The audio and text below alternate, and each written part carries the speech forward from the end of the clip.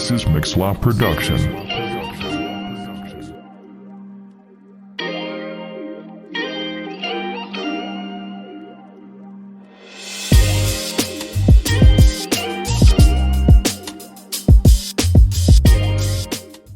Hello, bienvenue à Solideo Gloria Podcast, le podcast qui glorifie Dieu et non l'être humain. C'est notre devise d'ailleurs. Et puis aujourd'hui, j'ai invité deux amis à moi, Déborah et puis Eric, qui vont se présenter tout seuls. Moi, c'est Jim, j'ai 28 ans, je viens de Bolivie et puis j'aime Dieu. Du coup, présentez-vous comme vous le Honneur sentez. à ma sœur.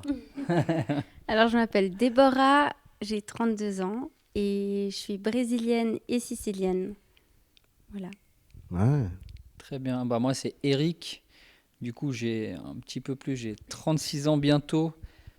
Toutes mes dents, plus tous mes cheveux, mais toutes mes dents. Yeah. Je suis d'origine espagnole. Voilà, j'ai fêté hier mes 7 ans avec le Seigneur. Et puis, on est là en espérant vous édifier et nous édifier aussi nous-mêmes. Et merci pour l'invitation. Yes. Amen. Merci. Et on a parlé pendant 2 heures, je pense, avant. Ouais, et c'était très édifiant. On a trop parlé. Non, mais moi, j'ai énormément aimé de parler avec eux. J'ai su mieux comprendre Eric et puis Déborah. Et puis, comme vous savez, on a toujours une question d'introduction. Et la question d'introduction, est-ce que tu préfères être riche ou célèbre ? Oh. Alors, je vous laisse répondre. Intéressant. Ah ouais, moi, je sais tout de suite. Je préfère être riche. Parce qu'en fait, en sachant que d'un point de vue spirituel, on est déjà tous riches en Jésus. On a déjà vraiment tous accès à l'abondance, à la provision de Dieu. Mais si on parle de richesse d'argent, je pense qu'après, on peut faire tellement de choses avec ça. Amen. Pour le Seigneur. Ouais. Si on reste spirituel. On va se faire des belles vacances, mais on va rester spirituel. Voilà, quand même. Je rejoins Déborah. Je pense que je choisis la richesse parce que l'argent, on peut faire beaucoup de choses avec l'argent sur cette terre et je pense que notamment, on pourrait faire beaucoup d'œuvres pour le Seigneur. Je sais pas, j'ai plein d'idées qui me viennent en tête. Partir aux Maldives, toutes ces choses-là. Pour évangéliser. Voilà, exactement, pour évangéliser. Pour ouvrir une église. Voilà, mais je pense qu'effectivement, avec l'argent, on peut faire des belles choses, je pense, pour le Seigneur. Yes, ouais. Alors moi aussi, je prendrais de l'argent, d'ailleurs. Et puis, je donnerais des vacances à Eric, et puis à Déborah, et puis à tout le monde. Bref. Amen. Je ne suis pas du tout spirituel, alors voilà. Mais voilà. Du coup, ça, c'était la question d'introduction. Et puis, aujourd'hui, on est là pour parler du leadership dans la jeunesse. Et puis, moi, ça fait 10 ans que je sers dans mon église en tant que leadership. Et puis, j'aimerais juste que les gens vous connaissent mieux. Ça fait combien de temps que vous avez servi dans le leadership au sein de l'église, au groupe de jeunes ou avec les ados ? Comme ça, ils savent qui vous êtes un petit peu. Alors, pour ma part, donc, j'ai donné ma vie à Jésus il y a 20 ans en arrière, quand j'étais moi-même ado, mais j'ai commencé à servir. J'ai servi en tant que responsable de jeunes, en tout cas 7 ans, et après encore 2 ans responsable des ados. Très bien. Ok. Du coup, moi, comme je vous ai dit, ça fait 7 ans que j'ai donné ma vie à Jésus. Et donc, j'ai donné ma vie à Jésus à l'Église des Nations à Genève, à CFTN, pour ceux qui connaissent. Après, ici, des gens nous écouteront du monde entier. Donc, voilà. Et j'ai servi environ un peu plus de 3 ans dans le leadership avec Axel et Jérémy, d'ailleurs, qui m'ont beaucoup aidé, qui m'ont beaucoup enseigné, appris et donné des clés aussi dans ce ministère. Donc, voilà. 3 ans et demi environ. Maintenant, on n'est plus à CFTN, mais voilà, j'ai servi là-bas 3 ans et demi. Ok, intéressant.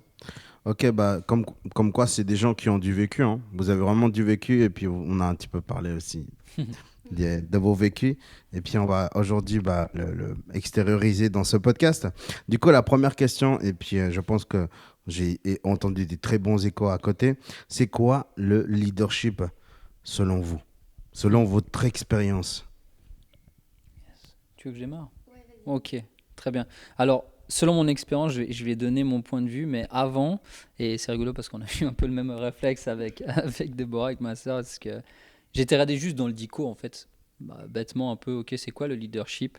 Donc j'ai fait une petite synthèse un peu de la définition, c'est le leadership est l'influence politique, psychologique, sociale, etc., d'une personne sur un groupe d'individus. Le leader a des compétences personnelles qui lui confèrent une différence et qui lui permettent d'être écouté, suivi par un groupe de personnes. Voilà. Donc ça, c'est ce que nous dit le dictionnaire. Puis c'est intéressant de le prendre aussi, je pense que, parce qu'au final, ça peut... Je pense qu'il y a des clés là-dedans qui peuvent aussi nous guider dans le leadership, même en tant que leadership spirituel. Maintenant, moi, j'ai parlé de certains points. Je pense qu'on pourra interagir par rapport à ça. Pour moi, entre guillemets, un bon leader du point de vue spirituel, dans un groupe de jeunes notamment, c'est quelqu'un qui cherche à cultiver avant tout, je pense, la recherche de la présence de Dieu. Voilà. Que ce soit dans les magnifiques outils que Dieu nous donne, la prière, la lecture de la parole, la fraternité, parce que le moment qu'on a passé, effectivement, on a beaucoup parlé. Je pense que Dieu était là vraiment. Amen. Et je pense que c'est un bon leader est quelqu'un qui cherche à cultiver ça, justement. La recherche et la soif de chercher la présence de Dieu. Après, il y aura d'autres points, on va développer, mais je pense que peut-être, Déborah, tu peux aussi... je ne vais pas prendre trop de place. C'est vrai qu'on aime bien parler, j'ai remarqué tous les trois. Mais c'est vrai que je me posais la question, est-ce qu'on est tous appelés à être leaders ? Et moi, je pense que dans une certaine mesure, oui. Après, est-ce qu'on est tous appelés à être leaders à l'église ? Je ne pense pas. Mais on est tous appelés à exercer une influence quelque part. Par exemple, les parents, ils influencent leurs enfants, donc c'est une forme de leadership. Et il ne faut pas oublier que dans la parole de Dieu, c'est écrit qu'on doit être la lumière du monde. Amen. Et c'est exercer une influence sur le monde. Et je pense qu'on peut tous adopter cette position de « Ok, je vais influencer le monde autour de moi par la présence de Jésus ». Après, pour être plus spécifique, je pense qu'on est tous d'accord pour dire aussi qu'il n'y a pas besoin d'être parfait pour être leader. On est en marche. Moi, j'ai commencé à avoir des responsabilités à l'église, j'avais 20 ans. Donc voilà, j'étais pas du tout la personne que je suis aujourd'hui. J'ai tellement changé. Dieu m'a encore dans ce processus délivré de plein de choses. Mais je pense qu'il faut quand même des fondations, être équipé un minimum et notamment déjà être disciple. C'est basique ce que je dis, mais être disciple, être né de nouveau, rempli de l'esprit pour pouvoir propager la présence de Jésus, comme tu as expliqué. Et aussi en sachant que le leader, il doit avoir une vision, il doit mener quelque part les jeunes, mais du coup, il ne peut pas l'emmener là où il n'est pas allé lui-même. Donc en fait, c'est pour ça que c'est important d'être rempli de l'esprit, je trouve, et de manifester les dons de l'esprit, les fruits de l'esprit. Et puis on a aussi beaucoup parlé de l'amour. Je pense que l'amour, c'est Paul qui le dit dans 1 Corinthiens 13. L'amour, c'est la première chose. On ne peut pas être leader de quoi que ce soit si on n'aime pas, en fait. Ouais, c'est vrai. C'est vrai que par rapport à ça, je trouve que c'est le point crucial, notamment quand on parle du groupe de jeunes. Si on n'aime pas les ados, il y a des gens, et je peux le comprendre, c'est vrai que ce n'est pas forcément un âge facile, et du coup, ce n'est pas donné à tout le monde, je pense, d'avoir cet amour pour les ados. Si tu n'aimes pas les ados, ne te lance pas dans le leadership d'un groupe d'ados, parce que je pense que tu ne feras pas bien les choses. Donc, et c'est bien qu'il y ait des gens qui aiment des ados, c'est bien qu'il y ait des gens qui préfèrent travailler avec les tout petits, et je pense qu'il faut de tout. On parlait de diversité avant, et je pense que c'est super important. Donc effectivement, je pense que l'amour doit être une des caractéristiques prédominantes dans le leadership, parce que du coup, moi, c'est ce que je disais, je pense que pour être un bon leader, être un leader dans un groupe de jeunes, il faut avoir cette capacité, ce désir de tirer les autres vers le haut, et de réussir à trouver des stratégies avec l'aide du Saint-Esprit, et vraiment que Jésus nous donne cette force de tirer le plein potentiel de chacune des personnes que Dieu nous aura confiées. Pour pas juste qu'ils soient là à être assis ou juste nous aider à brancher les caméras quand c'est le moment de brancher les caméras, mais vraiment à développer leur plein potentiel. Des gens qui ont des appels prophétiques, qu'on puisse avoir la capacité de le discerner et de les diriger vers les personnes qui ont aussi ce don, ou de les éduquer dans ce don, de les aider à avancer dans les dons que Dieu leur a donnés, pour qu'ils puissent, eux, à leur tour, devenir des leaders et que cette chose puisse se propager. Je trouve génial ce que tu dis, c'est comme cet aspect-là, de les garder et puis de les soutenir. Et puis j'étais en train de lire une thèse d'une doctorante, elle avait fait justement sur le leadership, mais sur que la femme peut devenir pasteur, comme quoi je suis d'accord. Hein. C'est pas un truc que je suis contre. C'est juste avec Déborah, on a eu un petit Attention, débat. attention. Non, mais moi, franchement, ça m'a fait plaisir de lire cette thèse parce que elle avait donné un exemple tellement basique. Elle avait dit qu'il y avait le meilleur exemple de leadership. Elle avait dit que c'était quand elle avait vu un babouin et puis tout d'un coup, il y avait un espèce d'animal féroce qui attaquait le groupe de babouins. Et alors, c'est là qu'on voit réellement qui est le leader. Parce que le leader qui se lève pour dire dégage ne vient pas faire du mal à mon troupeau. Ça, c'est un leader parce qu'il prend une initiative. Il défend ce qu'il aime. Et puis, j'ai trouvé un exemple tellement beau. Et j'aime beaucoup quelque chose chez Eric, je ne l'ai pas dit, mais je veux le dire, c'est on aime, tous les deux, on aime confronter. Lui, il aime confronter les gens qui payent pour des bénédictions de gens supposés apôtres. Et puis moi aussi, j'aime aussi accuser des gens qui ne connaissent rien du tout, qui enseignent n'importe quoi sur l'histoire de l'Église. Ça, c'est quelque chose que je tiens à cœur. Et puis, c'est quelque chose que j'admire beaucoup chez toi. Et puis, franchement, tu as une figure de leadership qui est bonne, en tout cas, selon la thèse doctorale de cette dame. Hein, ça, c'est un sacré compliment. Mais oui. Et puis, et je pense que j'ai remarqué, tu sais, dans la discussion d'à côté, quand tu parlais de faire le relationnel, j'ai senti que tu voulais relationner avec nous. Et puis même Déborah, je l'ai ressenti aussi que tu voulais relationner. Et puis, bon, c'est vrai que Déborah, on l'avait plus engagé avec ses sentiments. C'est vrai que nous, les hommes, on a un peu du mal avec ça, non? Je sais pas vous, mais moi, en tout cas, dans le leadership, j'ai toujours eu du mal à mettre mes sentiments dans le leadership. Ben, après, j'ai vu Déborah, comment elle parlait. Elle met sentiments, âme, corps, expression de visage. Quand je la voyais, ça se voyait qu'elle voulait transmettre ses émotions. Moi, j'ai du mal. Je ne sais pas vous, mais en tant qu'homme. Après, peut-être, Eric, tu es un peu plus sensible, non? Je donnerai mon truc, ma femme pourra confirmer, mais je laisse d'abord la sœur. Par rapport à ça, c'est vrai que moi, pendant des années, j'étais pas comme ça, en fait. Je pense que c'est vraiment le temps qui a permis, et aussi la guérison. Justement, on parlait de quand on est leader, on n'est pas parfait. Et je suis passée par un processus de guérison sur plein de domaines dans ma vie, mais notamment aussi par rapport au fait de vivre ses émotions, parce que je bloquais tout par rapport à l'enfance et à l'adolescence que j'ai eue avec mon père absent émotionnellement. Du coup, j'ai tout bloqué et j'ai dû apprendre à redécouvrir mes émotions. Wow. Et ça, c'était douloureux, mais c'était nécessaire. Ouais, nécessaire. Alors moi, dû à mon parcours de vie, à un moment donné où j'ai eu un gros blocage émotionnel où justement, je ne voulais plus du tout montrer mes émotions à qui que ce soit, notamment aux femmes.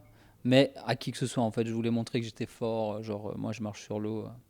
Et quand Dieu m'a libéré de ça, alors il y a cette part en moi, j'ai une part un peu d'hypersensibilité, où je suis très sensible. Moi je peux pleurer devant un film sans problème, du style. Donc c'est pas un vrai problème que j'ai, je dirais plutôt que moi c'est l'inverse. C'est que je dois plus gérer à moins montrer des fois certaines choses. Justement parce que ça peut... moi, je vis les choses tellement fortes intérieurement, que ce soit la colère, la joie, la tristesse. J'ai un peu tendance à vivre très fort ces émotions-là et je dois apprendre à dealer avec ces choses en les montrant un petit peu moins que certaines fois j'ai envie de les montrer. Voilà. Donc, c'est pas toujours facile, mais voilà, c'est un chemin, c'est un parcours, on apprend. Oui. Mais je pense que c'est important de recevoir et de vivre ces émotions, je pense. Oui. C'est important. Vraiment. Pour pas montrer qu'on est juste au-dessus de tout le monde et que nous, tout va bien tout le temps. Ouais, c'est ça. Avoir la capacité de dire « Hey les gars, c'est dur pour moi en ce moment, vous pouvez pas prier pour moi là parce que c'est chaud. » Franchement, la façon comment tu te comportes, c'est difficile. Moi, avec tous les hommes que j'ai parlé, on a tous du mal en fait à se connecter avec nos sentiments pour les transmettre à une autre personne. Et je pense qu'une des seules personnes avec qui on va vraiment connecter bien, ce sera avec notre épouse ou la femme avec son époux. Mais moi, j'ai du mal. Moi, j'ai vraiment du mal. Mais ça ne veut pas dire que j'aime pas cette personne. Attention, c'est pas la même chose. J'aime la personne, je les invite à manger chez moi. etc. Mais connecter émotionnellement fort, c'est assez difficile. Je t'avoue, c'est assez difficile. Mais c'est vrai que mais je sais pas si tu pourrais donner un conseil peut-être, si toi, tu arrives bien. C'est presque difficile de donner un conseil parce qu'en fait, c'est quelque chose de naturel chez Ouais. moi. En fait, j'essaie juste de. Je pense qu'un conseil, c'est le lâcher prise, en fait. Ok. Juste d'accepter que. Parce qu'en fait, ce que j'ai pu remarquer par la libération que Dieu m'a donnée, c'est qu'en fait, pourquoi je bloquais mes émotions, c'est parce que j'avais juste peur des répercussions. Mhm. Quand tu donnes de l'amour à une personne, ok, moi, Mhm. Jim, je t'aime, t'es mon pote, t'es mon Mhm. gars, et je vais te donner mes émotions, je vais t'ouvrir mon cœur et tout. À un certain niveau, ça fait peur, hein. Mhm. Parce qu'on se dit, ouais, mais peut-être qu'il va me trahir comme l'autre m'a déjà trahi, machin et tout. Et du coup, on se renferme, c'est difficile. Mais en même temps, si on n'ouvre pas ça, on ne peut pas vivre pleinement la relation. Et je pense que j'aime bien cette image, j'aime bien imaginer les choses. Imaginer les choses. Vous voyez les perles qu'il y a dans les huîtres, Mhm. Ouais. c'est magnifique. Ouais. Cette perle-là, elle vient d'une blessure. En fait, c'est quand il y a un grain de sable qui rentre à l'intérieur de l'huître pour se défendre, pour pas qu'elle soit blessée, elle crée cette nacre autour. Mhm. Donc de la blessure, peut-être quelque chose peut devenir extrêmement beau, en fait. Donc si on apprend à accepter certaines trahisons comme juste un apprentissage et comme une opportunité de grandir, ça peut devenir quelque chose de beau Wow. pour ne peut-être pas nous blesser à notre tour ou Yes. juste accepter de vivre la relation pleinement. Ouais. Ouais, c'est joli ce que tu dis. Nos blessures, ce sont des perles pour des autres. Non, mais Wow. c'est vrai. Et puis, je me souviens, je sais pas si tu te souviens, mais il y avait une amie qui m'avait dit qu'il y avait une conférence, à la Week-end Interjeune. Elle avait dit qu'il y avait le pasteur du Boucher, le nouveau pasteur, elle avait dit que il y avait un thème trop beau. C'était transforme tes larmes en armes. Hmm. Wow. C'était un Yeah. thème. Moi, j'aurais voulu être là, mais voilà, j'ai pas pu. Mais je pense que c'est un thème qui a vachement touché la génération qui était à ce moment-là. Merci, hein, Eric, d'avoir partagé ton cœur. Et puis, Déborah, est-ce que ça vous dit de passer à la deuxième question? Let's go. La deuxième question, c'est si tu pouvais donner un conseil aux actuels leaders ou même aux futurs, tu lui donnerais quoi comme conseil? Moi, je pense que de toute façon, et ça va aussi avec la première question, le cœur de serviteur. De toute façon, ça va avec l'amour, hein. Mais j'aimerais juste lire un Matthieu 20, versets 26 à 28. C'est écrit ce ne sera pas le cas au milieu de vous, mais si quelqu'un veut être grand parmi vous, il sera votre serviteur. Et si quelqu'un veut être le premier parmi vous, qu'il soit votre esclave. C'est ainsi que le Fils de l'homme est venu, non pour être servi, mais pour servir et donner sa vie en rançon pour beaucoup. Et vraiment, Jésus-Christ, c'est notre modèle Amen. en Amen. tout point de vue et en particulier par rapport au service. Donc, ouais, il y a vraiment cet aspect de cœur de serviteur et même si c'est humain de vouloir recevoir quelque chose en retour, bah, on sait tous les trois et pour tous les leaders qu'on ne reçoit pas forcément en retour des hommes, des gens, mais on reçoit de Dieu par contre. Amen. Yes. C'est ça qui est Yes. important. Donc voilà, je dirais pour la première chose. Après, il y a encore plein de choses, mais déjà ça, le cœur de serviteur. Amen. Ouais, clairement. Servir les autres. Pas pour être servi en retour, mais juste Oui. par amour. Ouais, Oui. effectivement. Parce qu'en fait, j'ai aussi pu remarquer que des fois, on n'est peut-être pas toujours satisfait dans notre vie personnelle, que ce soit professionnellement, à la maison ou même avec les relations. Et du coup, c'est vrai que quand on nous donne une responsabilité à l'église, on peut vite se sentir un peu important et du coup compenser en fait une frustration qu'on peut avoir dans notre vie personnelle par le service à l'église pour se donner une position. Mais en fait, le leader, c'est pas ça. C'est pas une position. C'est pas quelqu'un qui essaye de se mettre au-dessus des autres. C'est au contraire quelqu'un qui se met à la hauteur des autres, au même niveau. Pas je suis meilleur, j'ai des choses à t'apprendre, mais vraiment, on peut s'édifier, se bénir mutuellement et surtout servir. Jésus, il a lavé les pieds de ses disciples. Il a lavé les pieds de celui qui allait le trahir. Magnifique. Et c'est vraiment cette attitude de cœur qui est importante. Ouais, j'aime bien et je me permets de rebondir pour quand tu dis Jésus est le modèle en fait, hein, il est quand tu parles de pas se mettre au-dessus des autres. Voilà, moi j'aime bien donner cet exemple de pas être une montagne qui parle à une vallée. Comme Jésus, il a fallu l'embrasser dans le jardin pour qu'on le reconnaisse. Ouais. Je trouve ça fort, en fait. Genre, le leader des leaders, hein, on a Ouais. dû l'embrasser. C'est-à-dire qu'on est, humainement parlant, visuellement, là, on ne le différenciait pas des autres. Oh, Il wow. était comme les autres. On a dû l'embrasser pour dire, c'est ce gars-là que vous voulez. Et je trouve ça fort parce qu'on peut voir que, et c'est ce que j'ai noté des fois, un conseil on est tellement des fois à la recherche d'un titre ou d'une espèce d'approbation des hommes qu'on a une attitude ou une façon de s'habiller, même parfois, je vais prêcher, je suis forcément en costard, 3 pièces avec des chaussures, et c'est pas pour critiquer le gars qui prêche en costard, hein, qu'on m'entende bien. C'est pas ça que je dis. Si tu veux t'habiller en costard, habille-toi en costard. C'est pas ça que je dis, mais quel est le cœur derrière? Et Jésus, on a dû l'embrasser pour le reconnaître. Il était comme les autres. Et malgré ça, il était le leader des leaders. Il était celui qui a donné le modèle à suivre en toutes choses. Amen. Ça veut dire il s'est pas vu comme au-dessus des autres. Et ça, je trouve ça juste ultra important. De rester enseignable, on en a parlé aussi. Ça Ouais. fait partie des choses, je C'est pense, très importantes. Accepter qu'on nous corrige, accepter les remarques. C'est sûr que ça égratine un peu notre ego. Et je pense comme tout le monde, moi j'ai un peu de peine avec ça. Genre, oh, ça pique. Mais c'est vraiment pour nous permettre de grandir aussi. Ouais. C'est pour notre propre bénéfice finalement. Mais garder un cœur enseignable, c'est hyper important. Se montrer aussi vulnérable dans la limite des choses. Ce que tu disais tout à l'heure, être vrai, être intègre avec les gens qu'on sert aussi. C'est vrai que c'est important, c'est des bonnes qualités. Mais par exemple, là, parce qu'il y a des gens qui vont nous entendre et on nous voir, comment est-ce qu'on peut dire quelque chose à une personne, par exemple, je sais pas, peu importe l'exemple, mais comment, bien sûr qu'il faut le dire avec amour, n'est-ce pas? Mais comment faire comprendre à cette personne que ce qu'on est en train de lui dire ou faire avec lui, c'est pour son bien? Parce que dans la majorité du temps, ils ne comprennent pas, en fait. Ils comprennent que c'est nous les méchants, ils comprennent qu'on est dans l'erreur.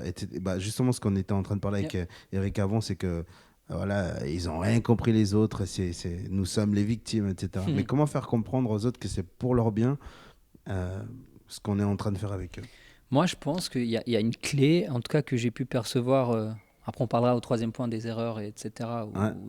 Mais je pense que si tu cultives la relation avec les gens, une vraie relation du coup authentique C'est vrai. et intentionnelle, c'est beaucoup plus facile d'accepter une critique, entre guillemets, de quelqu'un avec qui tu as une relation, avec quelqu'un que tu connais bien et que tu connais son cœur, en fait. Si tu gardes une espèce de distance où justement tu es supérieur avec tes jeunes, tu es supérieur, toi tu sais. Moi je sais, moi j'ai un background, tu vois. Le jeune, quand tu vas lui parler, il va dire ouais, mais c'est pas mon pote. Enfin, je dis pas qu'on doit être super pote avec tous les jeunes, mais il faut vraiment cultiver une relation authentique et intentionnelle, où tu dois montrer l'amour, la patience. Et je pense qu'à ce moment-là, quand tu vas donner quand tu vas reprendre un jeune, entre guillemets, il va plus facilement l'accepter. Et je pense aussi de le faire en privé, pas forcément devant les autres. J'ai pu voir des fois ce que j'appelle des dingueries, vraiment, où on reprend le jeune devant tout le monde. Et on a tous été ados.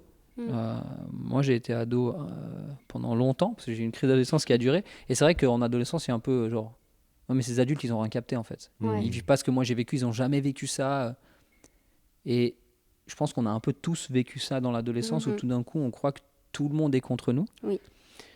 Donc, je pense juste de lui montrer de l'amour, c'est aussi le respecter devant ses amis. Parce que lui foutre la honte, comme ils aiment bien dire, devant les autres, c'est quelque chose qui est dur à digérer. Ouais, je trouve que c'est important. C'est vrai que moi, je vais juste donner un conseil. Aujourd'hui, je ne peux pas beaucoup parler. C'est eux, mes invités. Et juste un petit conseil, c'est de grandir et de bien former son caractère. Parce que t'as beau avoir un grand appel à être pasteur, président, je sais pas, peu importe. Mais si ton caractère n'est pas le même que celui que Jésus a eu, eh ben, je suis désolé, mais au bout d'un moment, tu vas tomber. Oui, tout à fait. T'as beau à diriger une église, un podcast ou YouTube, etc. Si ton caractère n'est pas solide, parce que caractère en soi, en latin c'est caractère, c'est quelque chose qui te marque. Et ça dépend où toi tu vas marquer différemment les personnes. Et si tu marques mal, tout le monde le saura. Et tout le monde le saura que tu as mal marqué. Parce que si ton caractère est mauvais, bah, tu vas faire que du mal autour de toi. C'est pour ça qu'un leader de jeunes doit travailler son caractère. Et je me souviens, un exemple qu'un pasteur nous avait enseigné une fois. Il avait dit, il y a un jeune qui se comporte super mal chez nous. Il veut prêcher, il veut faire ça, mais il veut même pas laver les assiettes. Il part le premier. Oui, Il veut même pas faire les chaises. Il veut même pas faire des petits ballons pour la déco. Il veut même pas accueillir des jeunes. Mais il veut prêcher. Mais il veut faire ça. Et il veut être partout dans les réseaux sociaux. Et alors le pasteur l'a dit, je vais le mettre en discipline, mais sans forcément le dire à tout le monde, hein.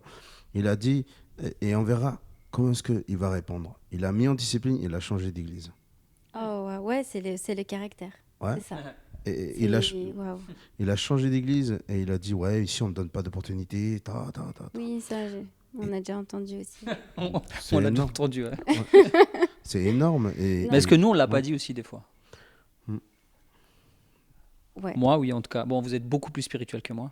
Donc C'est beaucoup vrai. plus sage. Amen. Vous êtes beaucoup Amen. plus sage que moi. Mais moi, j'ai déjà Tu eu nous cette flattes, frustration. mon frère. Oui, non, mais c'est vrai. Après, on est tous humains et je pense que d'où l'importance aussi de garder un cœur enseignable. Yeah. Comme ça, c'est pour aussi, former notre caractère à l'image de Jésus. Amen. Mais l'orgueil, je dirais que c'est le plus grand ennemi de tout leader Yeah. et de toute personne en général, c'est l'orgueil. Il ne faut pas oublier que Dieu résiste aux orgueilleux, mais il fait grâce aux humbles. Amen. Et l'orgueil, ça peut te détruire un ministère, ça te détruit des familles, ça te détruit des personnes, ça détruit beaucoup de choses, l'orgueil. Donc, ouais, c'est écrit dans la parole. Jésus dit parce que vous serez fidèles dans les petites choses, je vous donnerai des plus grandes. Yes. Amen. Dieu, Amen. il voit les petites choses, il voit la personne qui passe le balai, il voit Yeah. juste une prière que tu fais pour quelqu'un. Dieu, il voit tout ça. Amen. Ouais. Moi, je parle toujours d'un ministère qui, pour moi, est un des ministères les plus importants à l'Église, c'est l'accueil. Oh, Ouais, wow, ouais. ouais, c'est vrai, je suis C'est d'accord. trop important. Et en tant Ouais. que leader, des fois, alors moi, j'ai fait partie de ces gens-là qui ont mis des gens à l'accueil parce que tu sais pas trop où le mettre. Puis tu le mets à l'accueil. Allez à l'accueil. Et puis la personne, elle n'a pas forcément le cœur pour faire l'accueil. Et c'est vachement moins efficace. Alors que si tu mets quelqu'un qui a... Parce que moi, je suis convaincu qu'il y a des gens qui ont vraiment un cœur d'accueillir les gens. Oui. Comme tu sens les gens qui ont un cœur d'accueillir chez eux, etc. Mm. Quand tu es bien accueilli à l'église, je trouve que c'est merveilleux. Parce que déjà, tu rentres avec un autre mindset. Ton cœur, il est ouvert, il est disposé différemment pour le culte ou l'activité qu'on va faire. Et je pense que l'accueil, c'est important, effectivement. Donc, ça fait partie de voir aussi qui doit être placé où. Ça fait partie du truc. Et ça, encore une fois, je pense que ça passe par le relationnel. Je vais beaucoup parler de relationnel, mais si tu connais pas la personne, tu peux pas connaître à quoi elle est appelée. Bon, Dieu peut te le révéler comme ça, mais Oui. ok, cette personne-là, elle a un cœur de pasteur, un cœur de berger. Ouais. Bah, pour moi, l'accueil, ça peut faire partie de Bien sûr. l'introduction à Oui, son oui, appel, tout à fait. parce qu'elle va accueillir les gens comme il se doit, en serrant la main à ceux qui ont envie de serrer la main, en faisant un hug à ceux qui ont envie de faire un hug, peu importe, mais et les gens vont se sentir à la maison. Et je pense que c'est important en tant que leader que les gens, quand ils viennent là où tu sers, où tu leads, ils doivent se sentir à la maison. Je pense C'est que vrai, c'est tout à important. fait. Par contre, désolé, j'aimerais juste dire, il y a un danger dans le relationnel. Moi, je suis tombé dans ce danger. Je voulais tellement être en relation avec les jeunes que tout d'un coup, en fait, c'est le même exemple que tu m'as dit. Tu te rappelles que le gars, il est venu et puis, voilà. Oui, un de mes ados, oui, Voilà. qui m'a prise dans les, Bah, je pense que dans tu les vas, bras. tu veux Ouais. le raconter maintenant? Non, non, Ouais. non, mais... Mais bon, fais comme tu veux si tu ne racontes pas. Non, oui. Mais je me souviens, je voulais tellement être en relation avec les jeunes, c'est que mon pasteur, il est venu une fois, il m'a repris, il m'a dit, et Jim, c'est pas tes potes, hein. Tu es le leader. Ouais. Voilà, du coup, je suis pas d'accord, mais Fais quand même attention, parce qu'il y a une différence entre pote et ami. C'est pas la même chose, hein. Pote et ami, hein. bah, tu peux être pote, mais pas ami. Ouais. Du Non, coup. mais il y a une différence. Ami, Jésus, il dit, il a dit quoi? Vous êtes mes amis. Ouais, vous Il êtes dit, mes vous serviteurs, mais mes amis. Ouais, c'est fort ce qu'il dit. C'est Jésus même qui dit en personne. Et puis, et une fois, il y avait un jeune, j'étais tellement en relation avec lui, il me racontait tous ses problèmes. Et je me disais, mais pourquoi tu ne racontes pas ça aux autres jeunes dans l'église? Ce serait génial. Tu sais, il y a un gars qui a passé par la même étape que toi. Peut-être moi, je n'ai pas passé par cela. Je ne pourrais pas t'aider comme je pourrais. Et après, il m'a dit, mais non, je veux être avec toi parce que c'est toi le leader, parce que c'est toi qui me donne des bons conseils, tu connais la Bible, blablabla. Voilà. Il a dit tellement de choses et je me suis posé des questions. Waouh, mais en fait, lui, il vient que pour moi. Il y a un truc de Ok. ouf ici. Non, non, non, non, non. Intéressant. Et je l'ai dit, oh, purée, j'allais dire son nom, mais j'ai dit, mais tu sais, je pêche aussi, hein. Je suis pas parfait. Hmm. Et je l'ai même dit dans quoi je pêchais. Et après, il est venu vers moi, il m'a dit, ok, d'accord, t'es pas parfait, je me casse. Ah ouais. Alors, Ouais. moi, je pense que là, le problème, c'est pas la relation. Mm. C'est la vision que le jeune avait du leadership. C'est Ouais. pas la relation le problème. Selon moi, hein, bien évidemment. Ok. Ici, on l'a dit, on est des fois pas d'accord. Et je trouve que c'est ça qui fait la richesse de ce podcast, d'ailleurs. Je suis pas Euh, d'accord. C'est bien, non, mais c'est bien que tu prennes pas que des gens qui sont d'accord Ouais. avec toi, parce que ça fait la richesse du Ouais, podcast. Et moi, je pense que oui, il y a un danger dans la relation, c'est de pouvoir être trahi. Ouais. Mais Jésus lui-même a tout fait par relation. Ouais. Dieu lui-même a tout fait systématiquement par relation, depuis la création, je pense. Mm. Quand il fait le déluge, qui est un truc qu'on pourrait voir avec un peu de recul ou de façon humaine comme quelque chose de terrible, mais il l'a fait en relation avec Noé. Ok, je fais ça, mais on va être en relation avec toi, on va repartir à zéro, on va bâtir des choses correctement.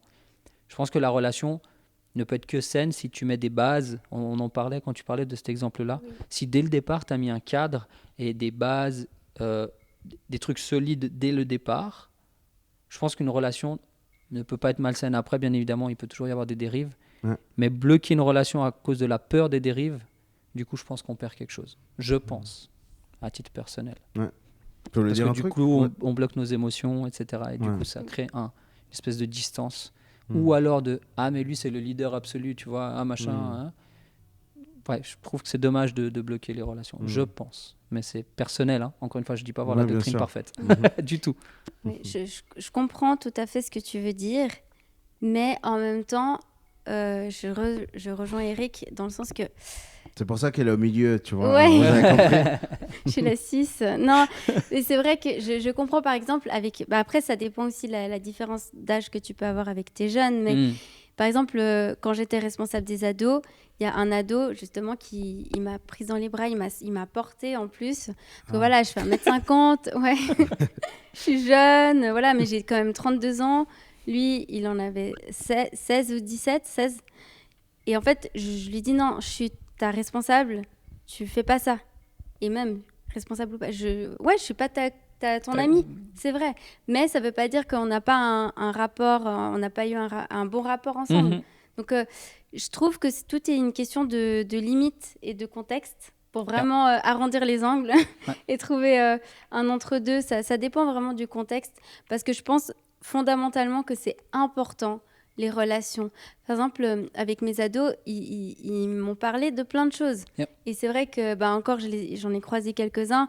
Ah bah, c'est quand qu'on va manger au McDo ensemble, même si je suis plus responsable et que je suis plus dans la même église. Donc, le relationnel, c'est important, mais quand même avec des limites. Ouais. Non, mais je suis d'accord avec vous. Hein. Pas surtout, mais pour moi, c'est super important de socialiser avec les gens. Parce Oui. que si tu n'arrives pas à socialiser, si tu n'arrives pas à échanger tes émotions, eh ben, ça sera une relation super froide du salut, ça va, ciao. Et il y a Ouais. souvent des relations salut, ça va, ciao dans les églises. Hein. Oui. Tu leur fais la bise, petit câlin, et tu es dans ton église, et puis tu sais pas par où passer. Bon, tu la regardes, et tu es un peu gêné, et puis tu sais pas par où passer. Et bon, pour moi, c'est important le relationnel. Mais c'est vrai que Jésus, il n'a pas appelé tout le monde son ami, n'est-ce pas? Oui, il y avait des sphères, c'est ça que tu Ouais. disais Ouais, c'est ça, aussi, c'est exactement ça. Jésus, on avait 12, hein, il y avait les 12, mais dans Ouais. les 12, il y en avait 3 avec Oui. qui il est monté. Hein, et il y en avait un seul qui posait sa tête ici. Oui. Donc c'est ça aussi, c'est de mettre un certain. C'est là où je parle de cadre en fait. Oui. Je vous aime tous. Mhm. C'est pas qu'il y en a que j'aime plus, mais c'est en fait dans les relations humaines en général, il y avait des gens qui s'accrochent plus que d'autres, Oui, simplement. tout à fait. Et je pense que ça, c'est quelque chose surtout qu'il faut pas forcer. Mhm. En fait, ça se fait naturellement. Mm. Donc des gens avec qui tu vas avoir une relation beaucoup plus étroite que d'autres. Mais il faut pas bloquer ça, de peur de dire oui, mais alors j'ai souvent entendu ça, oui, mais si ça devient ton ami, il va être familier et puis du coup il va plus te respecter. Alors je pense que c'est parce que ta relation est malsaine avec lui. Ouais, pas nécessairement. Ouais. Le respect, il peut rester. Moi j'ai encore plus de respect, enfin c'est pas que je respecte pas les gens avec qui j'ai pas de relation, mais les gens avec qui j'ai une vraie relation, on va dire forte, j'ai encore plus de respect pour eux Mhm. parce que je les aime d'une façon encore, comment dire, plus intense peut-être qu'une personne que j'aime juste de loin. Du coup, je la respecte encore plus. Donc moi, ça me semble un peu contradictoire de dire j'ai une bonne relation avec la personne, du coup je lui manque de respect. C'est un peu bizarre le truc, tu vois. Donc, ouais, je suis peut-être trop focus sur la relation. Des fois, on me le dit, je suis trop gentil, mais c'est quelque chose d'extrêmement important pour moi. Ouais. Non, je suis d'accord. Et surtout dans une société comme la nôtre, où tout passe par les réseaux sociaux, j'ai l'impression que les jeunes, ils se sentent de plus en plus seuls dans ces réseaux-là. Et puis, quand je parle à des jeunes, ouais, mais pour toi, c'est quoi qui est important dans une église, dans un groupe de jeunes? Et j'ai demandé ça à plusieurs jeunes qui ont 18 ans, à peu près 20 ans, et ils m'ont tous répondu l'authenticité. Ils recherchent de l'authenticité envers leurs responsables déjà, et les uns avec les autres. Donc d'être vrai et du relationnel. C'est vrai.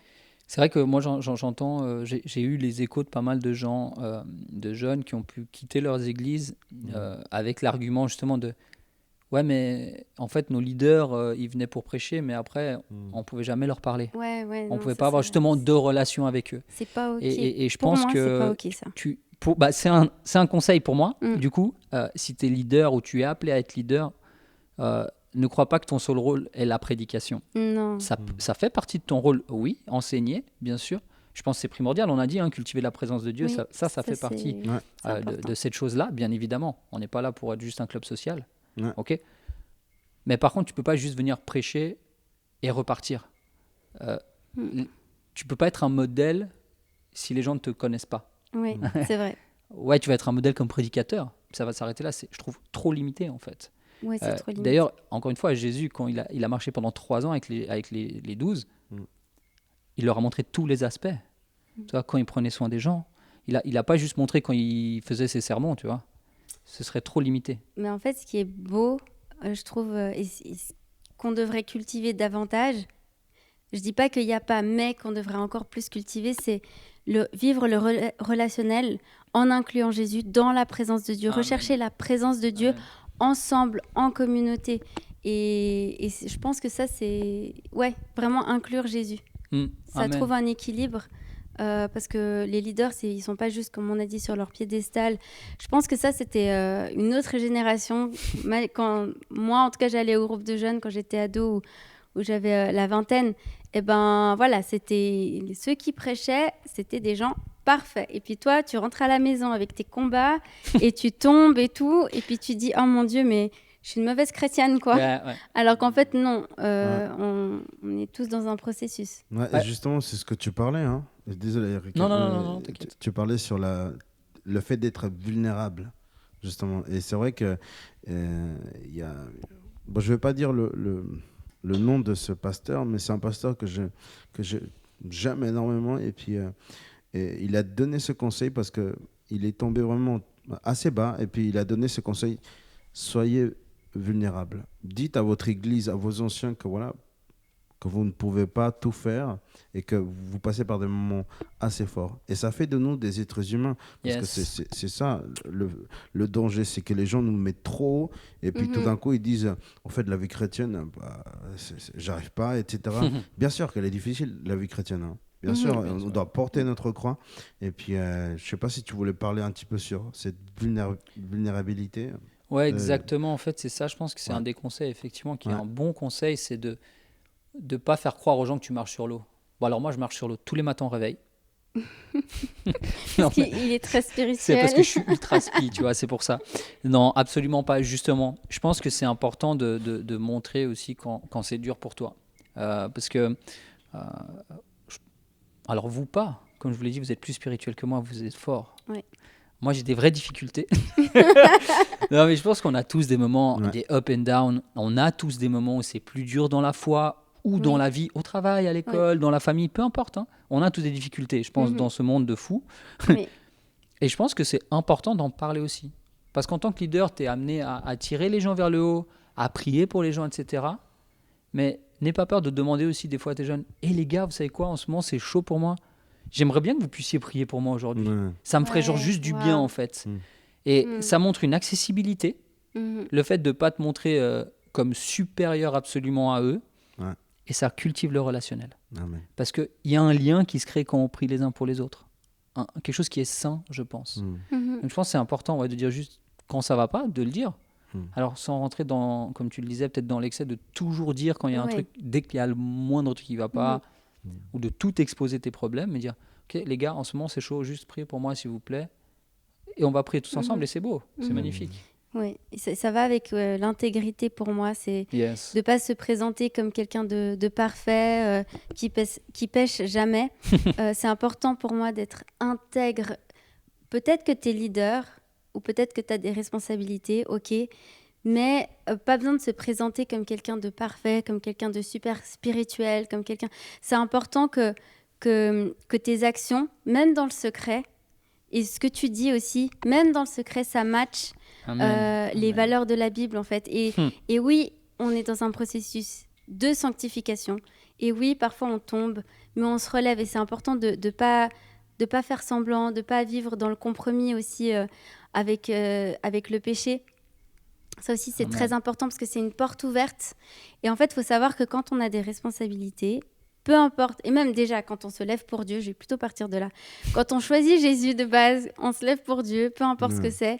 En fait, l'ennemi, ça le rend furieux. Yes. Mais vraiment furieux. Et du coup, il va utiliser la moindre petite porte, même pas une porte, juste une petite faille.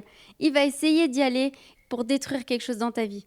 Donc en fait, mettre les choses, moi je crois beaucoup que mettre les choses à la lumière, ça empêche l'ennemi d'agir. Ça ne veut pas dire que tu dois forcément, alors demander la prière comme tu disais, oui, moi je trouve que c'est très sain et c'est très bien, mais de trouver aussi quelqu'un de confiance à qui parler, dire écoute, là dans ma vie où je suis liée avec tel péché, j'ai besoin de délivrance à tel niveau, c'est important parce qu'en fait l'ennemi va pas pouvoir utiliser ça contre toi. Yes. Moi, ça me fait penser au fait que quand tu es leader d'un groupe, certains te verront peut-être, te diront, t'es mon grand frère, ma grande sœur, ma maman, mon papa, spirituel et autres. C'est bien, c'est beau, ok. Et toi, du coup, à qui tu te confies? Ouais, c'est ça. Qui as-tu, entre guillemets, sur qui, justement, tu peux aller poser la tête sur l'épaule quand ça va pas, quoi.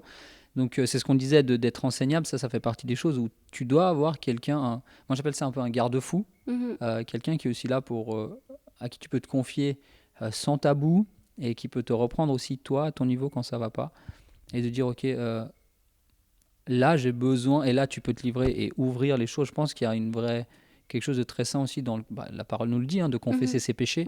On le fait pas à tout le monde. Non. On doit avoir, je pense, autour de nous une parenté, je dis ça comme ça, des parents. Dans parents, tu peux mettre mentor, grand frère, grande sœur, peu importe le titre que vous voulez mettre, mais je pense que c'est important, ça nous tient, je ou pense. même un ami proche. Ou un ami proche, bien sûr, ou un frère, ou un frère ou une sœur. Je pense que ça nous tient aussi les pieds sur terre, entre guillemets. Ouais, je suis d'accord, c'est vrai que moi, j'ai eu ce privilège, je dis vraiment ce privilège d'avoir un mentor à mes 16 ans, et il m'a suivi jusqu'à mes 25 ans. Et il m'a vraiment beaucoup enseigné. Moi, je n'ai pas grandi avec un père. Il m'a appris à être un homme, il m'a appris à être un bon chrétien, il m'a appris à évangéliser, il m'a appris à prêcher, et il m'a appris plein de choses qu'un homme devrait savoir normalement dès 5 ans. Non, mais c'est incroyable parce que je le remercie beaucoup à cet homme-là parce qu'il a travaillé dans mon cœur. Et à chaque fois que j'évangélisais avec lui, il me disait « Jim, viens avec moi, on va sauver des âmes ». J'aimais trop quand il disait ça.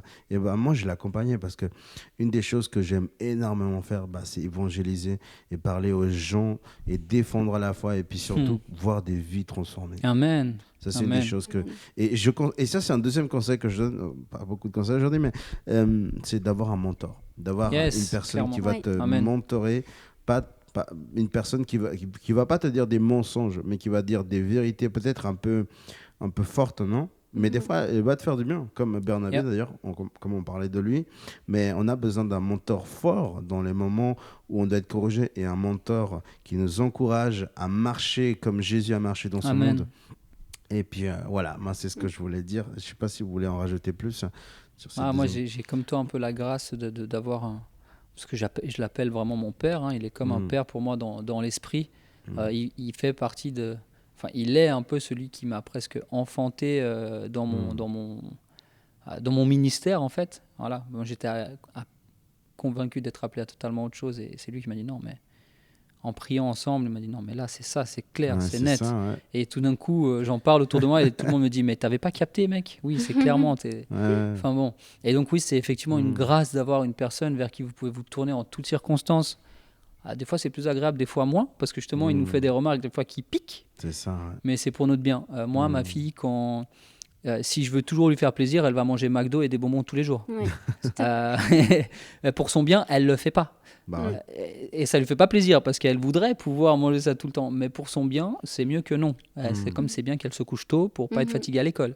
Alors qu'elle voudrait se coucher tard. Donc oui, ça l'embête. Des fois, elle boude. Donc des fois, on va nous dire ou nous faire faire des choses qui ne nous plaisent pas forcément. Mais je pense que c'est pour notre bien. Mais on parlait de réussir à trouver la limite, justement, dans la soumission. Oui, c'est ça. Ouais. En passant, moi, j'ai pas eu de mentor, du coup. C'est vrai? Bah non. Ah oui. Bah en fait, non, en fait, c'est ça qui m'a manqué à l'église pendant des années. C'est une femme qui puisse, m'aider. J'ai un peu navigué toute seule avec, bien sûr, si j'avais besoin de conseils, je pouvais aller voir des personnes. Et j'ai eu, à un moment donné, un grand frère spirituel, mais vraiment une femme de Dieu auquel m'identifier. Malheureusement, j'ai pas eu. C'est pour ça aussi que j'ai ça à cœur. J'ai ce fardeau-là à cœur. Pour les femmes au niveau pastoral. Mais c'est une grâce de Dieu d'avoir un mentor. Et par contre, avec les années, Dieu m'a donné des amis vis-à-vis, vraiment, un vis-à-vis, plusieurs, 2-3 femmes sur lesquelles je peux compter. Et ça, c'est très important. Gloire à Dieu. Mais concernant la soumission, oui, jusqu'où va... Parce que la soumission, c'est aussi un conseil qu'on peut donner, de ne pas être dans cette attitude de rébellion. C'est vrai que des fois, on peut vite être dans la contestation. Moi, la première, surtout au début de ma foi, on devrait faire ça. J'étais dans une église qui, il n'y a encore pas longtemps, les femmes ne pouvaient pas servir la Sainte Seine. Donc, je me souviens avec notre ancien pasteur Michel Vuillot, ponctuellement, c'était les jeunes qui devaient conduire l'église le dimanche matin. C'est nous qui devions tout organiser. Et à chaque fois, la question se posait, est-ce qu'on met des femmes ou pas pour la Sainte Seine? Est-ce qu'on met des femmes ou pas? Et c'est vrai que oui, on met des femmes, on va tout révolutionner, tout ça. Mais en fait, il y a une bénédiction dans la soumission. Moi, je dis toujours ça, il y a une bénédiction dans la soumission. Et du coup, on ne l'a pas fait. Et maintenant, actuellement, ça fait, je pense, 2 ans que les femmes peuvent servir la Sainte Seine. Gloire à Dieu. Mais voilà, c'est important de marcher dans la soumission et de ne pas vouloir tout révolutionner et tout vouloir changer. Vraiment d'agir avec sagesse. Mais la question, c'est jusqu'où va la soumission? Et là, Et quand on parle de soumission, moi, j'ai envie de soulever juste le truc, c'est dans les deux sens. C'est jusqu'à quel point tu acceptes d'être soumis et à quel point tu demandes aux autres de l'être. Oui, aussi. Parce qu'en tant que leader, on peut avoir ce travers de peut-être des fois en demander trop. C'est ça, jusqu'où on doit être soumis. Et c'est là aussi que c'est important d'avoir après des mentors, des gens qui nous accompagnent pour pouvoir aussi nous aider à trouver le juste milieu. Yes, amen. Ouais, je suis d'accord. Et puis, j'ai beaucoup aimé la définition de soumission d'Axel. Je ne sais pas si vous avez regardé l'épisode, mais elle avait dit la soumission, c'est d'être sous la mission de quelqu'un, justement. C'est bien ça. Ma sœur. Non, elle a trouvé. C'est bien. Axel, si tu regardes, bravo. Bravo. Mais oui. Très bien. J'ai énormément aimé. C'est vrai que en tant que leader, une des choses que dans mon groupe, ce que j'ai fait au début de l'année, c'était de donner tellement de missions à des jeunes. Et puis je me suis dit, mais ils sont jeunes, ils ont 14 ans, ils ont 13 ans. Et puis non, ça fait un peu trop pour eux des fois. Ce serait génial. Attends, ils ont l'école, ils doivent écouter leurs professeurs, ils ont leurs parents, les devoirs, des examens. Ils viennent au groupe de jeunes pour célébrer Dieu. Et puis, il y a des gens engagés au groupe de jeunes, c'est parce que Dieu les a choisis. Et je pense que des fois, le leader, il doit être capable en fait, de choisir les personnes correctes afin de servir dans un endroit correct et afin que ce ministère ou ces terres-là puissent fleurir. Amen. Mais c'est vrai. Et puis, surtout, le leader ne doit pas donner des ordres. C'est quelque chose que ça m'a beaucoup dérangé, moi, dans mon adolescence. Le leader ne doit pas dire « fais ceci, fais cela, fais ça ». Non. Je pense qu'on n'a pas cette autorité-là. Cette fonction. C'est pas notre fonction. C'est plutôt, on en parle avant, c'est de montrer l'exemple. Donc, j'aimerais que tu fasses ça, bah, je vais te montrer comment moi je le fais. Ouais. Ah, on parlait de ranger les chaises, par exemple. Mm. Si tu demandes toujours à tes jeunes de ranger les chaises, mais qui t'ont jamais vu le faire, Mhm. à mon sens, c'est un peu problématique. Ouais, c'est vrai que je pense aussi qu'il faut, un autre conseil, qu'il faut faire attention à la manipulation, parce qu'en fait, on est tous des êtres humains, et voilà, je vais accuser personne, tout ça, mais c'est vrai que je trouve que des fois, ça dépend le contexte, que un peu les jeunes, ils sont juste là pour remplir des fonctions, parce qu'ils sont motivés, ils sont jeunes et tout, ils vont pas dire non, et puis on leur met plein de choses sur le dos, sur leur dos, alors que peut-être des fois, ils ont des fondations à construire avec Jésus avant d'être éparpillés partout dans l'église à faire plein de choses. Et du coup, faire quand même attention à la manipulation quand même. C'est, voilà, on va pas trop en dire, mais voilà, de connaître ses limites, c'est important.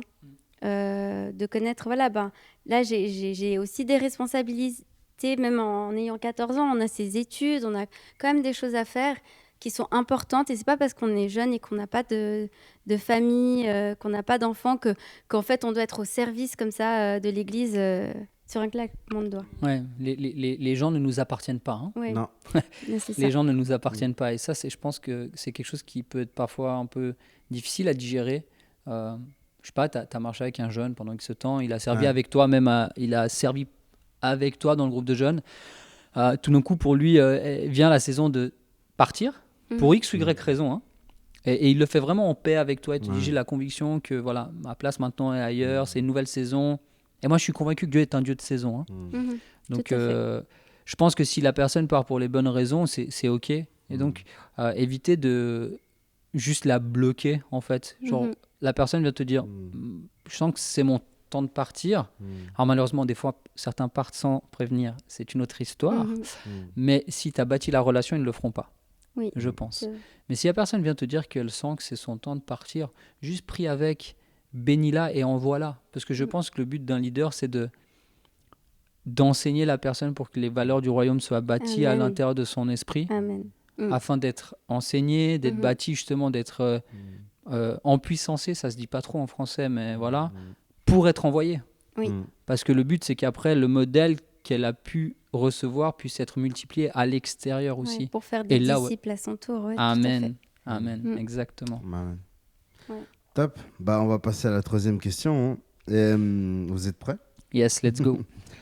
Alors, est-ce que vous avez commis des erreurs, ou est-ce que vous auriez fait certaines... Ok, d'accord. J'ai mal noté. Je pense que je veux lire sur la question de Déborah. Tu arrives à la formuler au pire? Oui, bah, Vas-y. est-ce qu'on a fait des erreurs en tant que leader, simplement? Quelles sont les erreurs commises avec le recul? Voilà, ouais. Qu'est-ce qu'on ferait différemment Qu'est-ce peut-être qu'on ferait avec le différemment recul, avec le recul? Ouais. Tu veux démarrer? Tu veux que je démarre? Vas-y. Ok. Bon, en fait, ironiquement, moi, je vous parle beaucoup de relations et c'est quelque chose que je faisais faux au début, en fait. Où j'avais les deux extrêmes. C'est soit j'étais pas du tout impliqué dans la vie de certains, soit beaucoup trop dans la vie d'autres. Donc, j'étais pas du tout équilibré. Mais vraiment pas du tout. Donc, c'est assez ironique, hein, les conseils que j'ai donnés, en fait, c'est par rapport à mon vécu, simplement. Donc, les erreurs que j'ai pu commettre, en fait, que j'ai pu comprendre qu'en fait, c'était pas la bonne façon de fonctionner.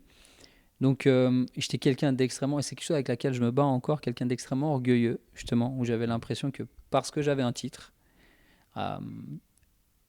d'ailleurs, c'est une des choses qui m'a retenu à l'église à un moment, c'est le titre. Le fait d'avoir un titre de leader. Waouh, t'es leader. Ouais, gars, mais maintenant, s'il y a bien une chose que je sais, comme je l'ai dit avant, c'est que je sais rien. Oui. Et que je suis pas indispensable, en fait. C'est Aristote qui l'a dit. Hein. Yeah. Ouais, c'est Aristote. Hein. C'est-à-dire que ça tournait avant moi, ça tourne après moi, ça tournera encore après. Et je pense que l'erreur que j'ai pu commettre, c'est de croire que sans moi, ça jouerait pas. J'avais ce syndrome du sauveur, en fait. Ou que certes, ouais, mais ce jeune-là ou cette jeune-là, sans moi, elle est perdue. Gars, elle a des parents, elle a des plus ou moins présents, parce que voilà, il y a certaines familles dysfonctionnelles, mais peu importe. Il y a une famille, il y a des amis aussi, donc genre juste, ok, j'ai dû comprendre que sans moi, ça va aussi, en fait. Ouais. Peut-être même pour certains, ça va mieux sans moi, parce que j'ai pu être très dur avec certains, en étant trop direct, réactif sur certaines choses. Et c'est des choses qu'avec le recul, je ferais différemment, ou je demanderais pardon plus vite, peut-être. Ouais. Ouais, c'est fort. Vas-y. Tu veux... Pour ma part, j'ai fait beaucoup d'erreurs. J'en ai fait beaucoup, mais je vais parler de quelques-unes. Dis juste les plus graves. Voilà. Non, mais déjà, c'est de penser que l'Église, c'est tout. Alors que non, il y a autre chose à part l'Église. Et même, attention, je suis pas si spirituelle que ça finalement. On va couper cette partie, je pense. Voilà. Non, mais clairement. On est appelé, je crois que je l'ai dit tout à l'heure, mais on est appelé à être la lumière du monde. Amen. Du monde. Est-ce qu'on est appelé à être la lumière de l'Église? Est-ce que l'Église, c'est le monde? Enfin voilà, on peut poser plein de questions, mais on est appelé à être lumière du monde, Amen. Celle de la terre. Donc en fait, il faut servir à l'Église. Moi, je suis d'accord avec ça. Peut-être pas tout le monde est appelé à servir à l'Église. Moi, ça m'a énormément béni, j'ai énormément appris. C'était une bénédiction quand Michel Vuillot, mon ancien pasteur, il est arrivé vers moi, j'avais 15 ans. Ouais, tu voudrais pas venir ici faire des photos et tout, tu voudrais pas faire ci, ça. Je me suis dit, il y a quelqu'un qui pense que je suis capable de faire quelque chose, moi. Et j'avais 15 ans, j'avais pas du tout confiance en moi. Et ça m'a énormément aidé, ça m'a aidé à avancer, à être la femme de Dieu que je suis aujourd'hui. Donc moi, j'encourage les gens à servir. Ça peut être juste en amenant un verre d'eau, pas besoin d'avoir un titre, encore une fois. Mais par contre, attention à l'hyperactivisme, on en a parlé un peu tout à l'heure. Ouais. Attention à... Ça, c'est vraiment ma plus grande erreur. Oui et non, parce qu'en même temps, j'ai appris, mais dans le sens que on est appelé à servir les autres et à être relationnel, à passer du temps avec les autres comme Jésus faisait.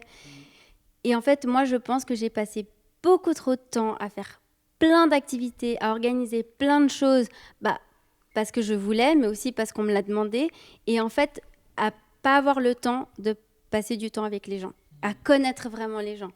Et passer du temps même à prier pour les gens. Oui, tu pries à l'appel le vendredi soir et on fait un appel, tu pries pour les gens, tu discutes un peu après.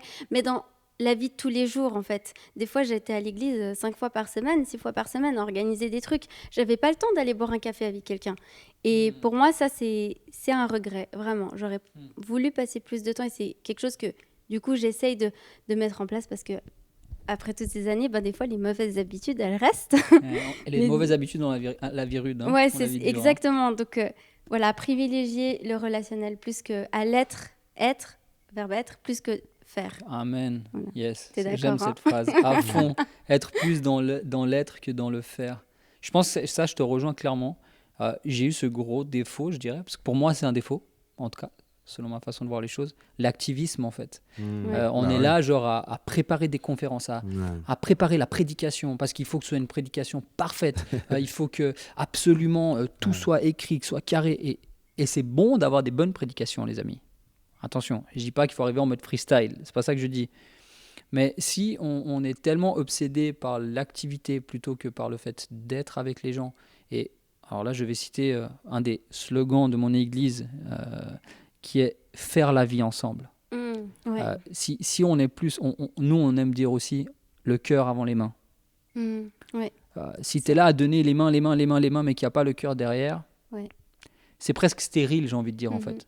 Oui, et en plus, en vrai, de vrai, quand tu es hyper chargé, tu n'as pas forcément le temps de toi-même passer du temps avec le Seigneur. Exactement. Parce que même, en plus, même, moi, je me souviens, même quand je devais passer du temps avec le Seigneur, je passais du temps avec le Seigneur, je pensais à le message que je devais apporter, je pensais à ce que je devais faire, en fait.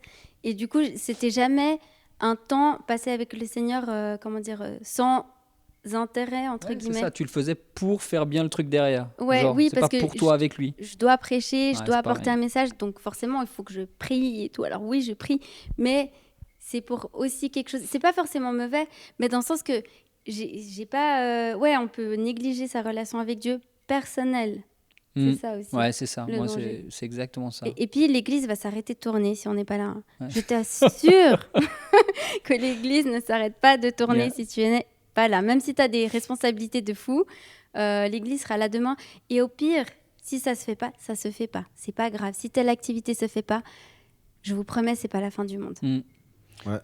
Par rapport à ça, j'ai vraiment un témoignage de.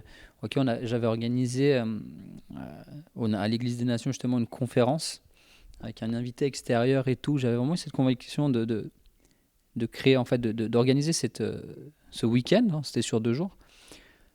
Et après ça, tout de suite, on a fini donc le samedi soir et tout. Puis genre, je commence déjà dans ma tête à organiser le 2.0, tu sais, la version 2 de la conférence, tu vois.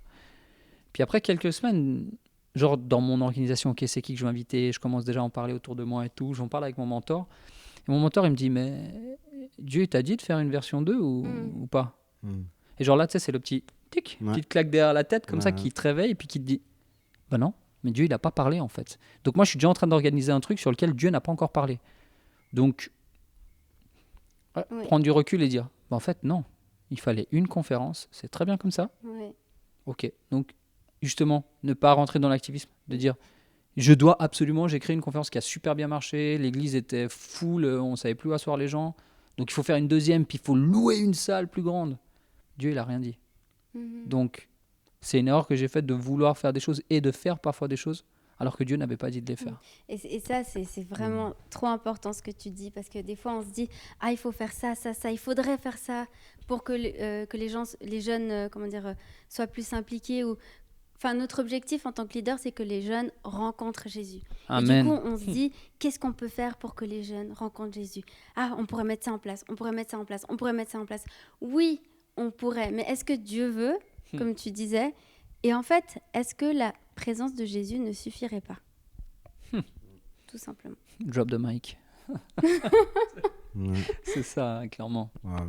Non, mais c'est tellement juste ce que vous faites. Et puis, bon, moi, j'avoue, une de mes erreurs, première et deuxième année, comme je vous ai en parlé, c'était de mettre de côté le Saint-Esprit. D'ailleurs, que le Saint-Esprit est la troisième personne de la Trinité qui est dans ce monde. Ok, Jésus n'a dit qu'il serait avec nous jusqu'à la fin du monde, entre guillemets, mais il est à la droite du Père déjà. Amen. Il est à la droite du Père et le Père est assis dans le trône, mais le Saint-Esprit est celui qui témoigne à notre esprit que nous sommes fils de Dieu. Et moi, je l'avais mis de côté. Et j'avais mis de côté tellement de choses essentielles. Donc, qui dit mettre les Saint-Esprit de côté, tu mets de côté l'amour, la joie, la paix, etc. La foi. Et ça, c'était mauvais parce que tu n'avais pas un bon caractère. Et c'est pour ça que je parlais du caractère. C'est que il faut avoir le Saint-Esprit, parce que le Saint-Esprit va t'amener dans une autre dimension et tu verras que tes relations vont tourner différemment. Et puis, c'est vrai que...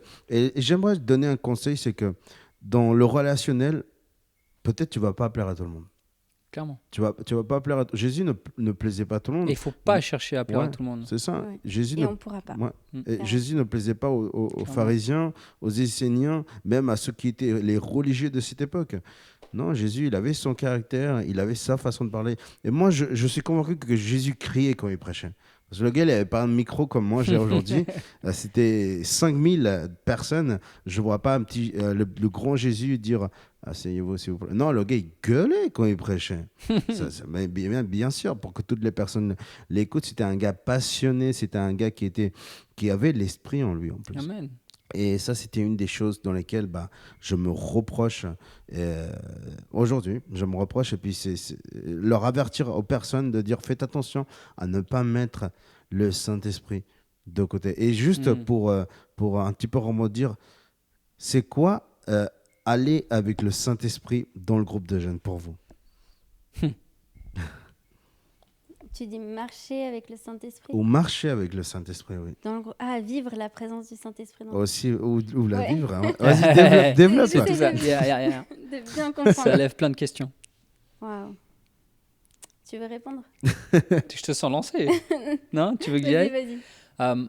Moi, je pense qu'en fait, c'est un peu la réponse. Marcher avec le Saint-Esprit, c'est la réponse à toutes ces erreurs qu'on a pu faire. Si on avait marché avec lui, on n'aurait pas fait ces erreurs-là. Amen. Alors, on n'est pas parfait, et ça, c'est aussi un conseil. N'attends pas d'être parfait pour être leader, parce que tu ne le seras jamais, en fait. Parce que personne n'est parfait. Bon conseil. Seul Dieu est parfait, ok?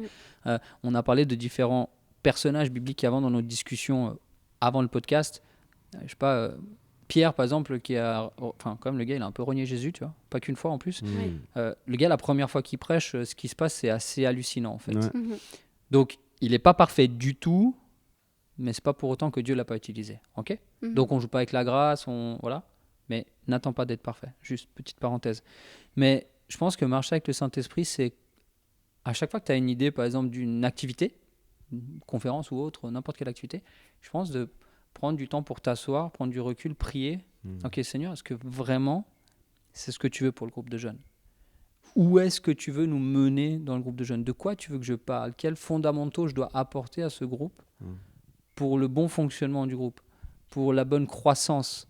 Donc je pense que c'est marcher avec le Saint-Esprit, c'est entretenir, et ça tu l'as très bien dit, des fois dans l'activité on oublie de le faire, entretenir sa propre relation avec le Saint-Esprit. À ce niveau-là, moi je suis ultra égoïste, et j'ai pas peur de le dire, je suis extrêmement égoïste. Mon Dieu, le Saint-Esprit qui est en moi et avec lequel je noue une relation, c'est mes moments à moi, je suis extrêmement égoïste. Mais je pense que c'est un sain égoïsme, si j'ose dire ça comme ça, parce que je pense que ça me permet de faire certaines choses mieux que je les faisais avant. Donc voilà, je pense cultiver ta relation avec lui pour après pouvoir transmettre ça dans les activités que tu fais ou ce que tu entreprends. Amen.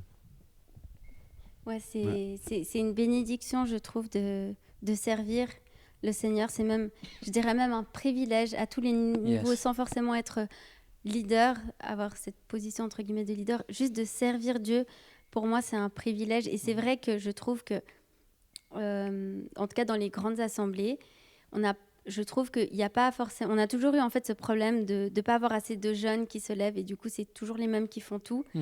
Mais effectivement, le fait de... Donc, moi, ce que je conseille déjà, c'est de servir...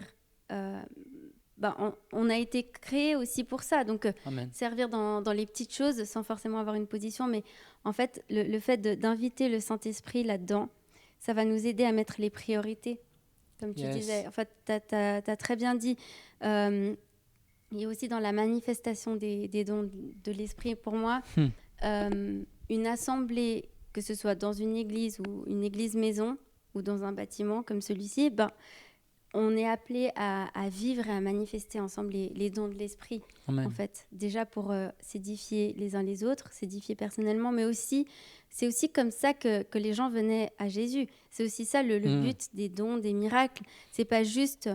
pour dire c'est cool, enfin c'est pas juste pour nous faire du bien en tant que chrétiens nés de nouveau. Oui, Dieu est bon et oui, il nous fait du bien, mais c'est pas que pour ça, c'est pour amener des âmes à Christ. Amen. Donc en fait, moi je mettrais vraiment l'emphase là-dessus, c'est très important, ce que tous les deux vous avez dit, c'est avec un équilibre, mais la pratique des dons, chercher à grandir dans les dons spirituels et pour que la gloire de Dieu se manifeste, parce que je pense que finalement, au-delà de toutes les activités, de tout ce qu'on peut mettre en place, moi, je suis convaincue que la présence de Dieu, elle suffit pour toucher les cœurs. Amen. Waouh.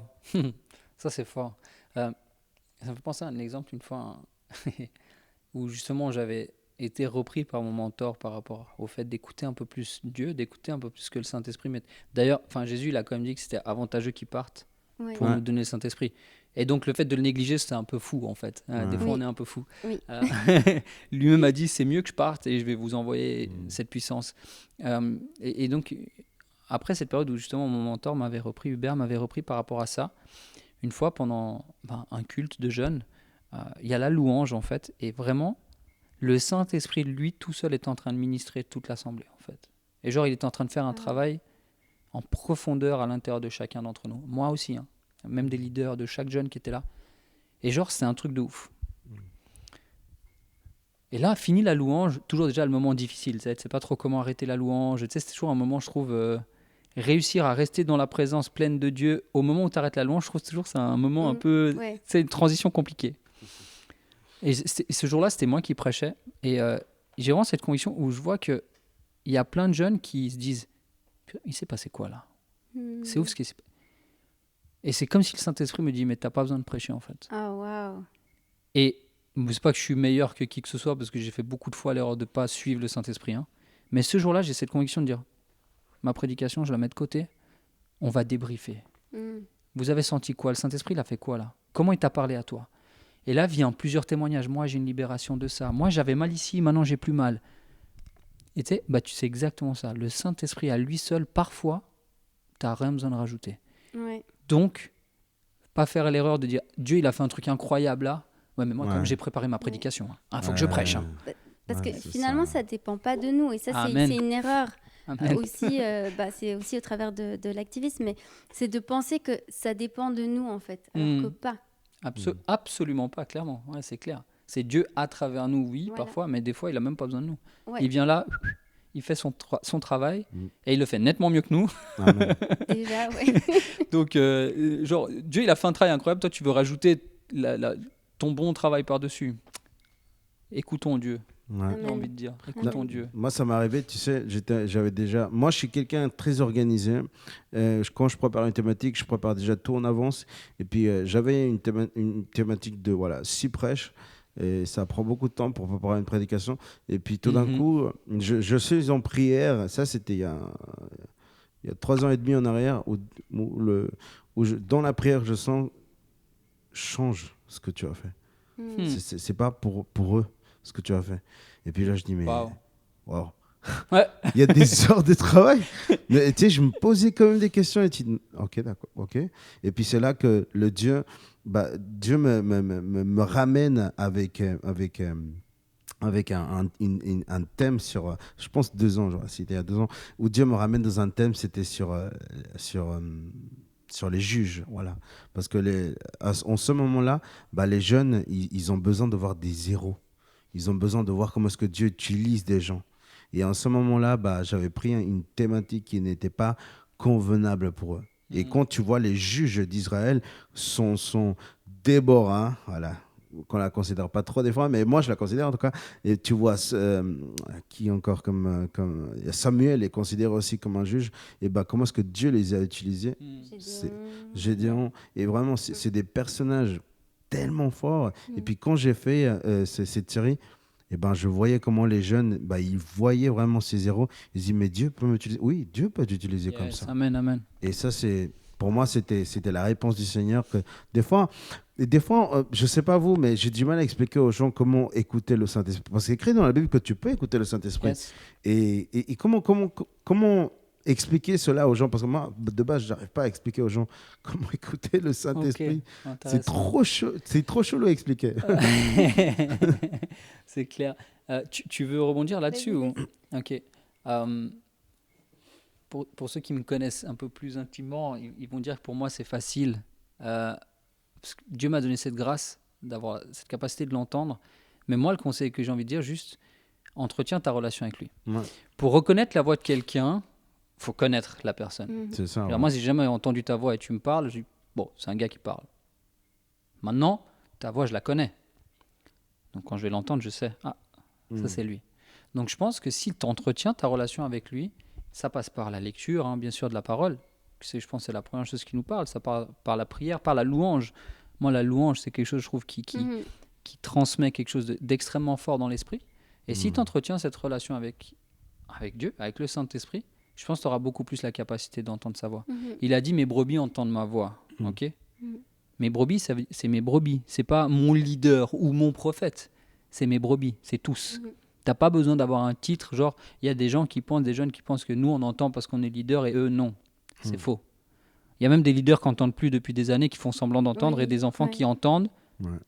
Moi, Oui. il y a certains jeunes qui m'ont surpris quand, pendant la louange, ils disent, ah, j'ai reçu cette parole, et je dis, waouh. Tu sais, tu as la conviction, ça vient de Dieu. Mhm. Même moi, j'ai pas entendu ça. Va, tiens, prends le micro, partage cette parole, tu vois. Mais donc voilà, ça passe par l'entretien de la relation avec lui, avec le Saint-Esprit pour...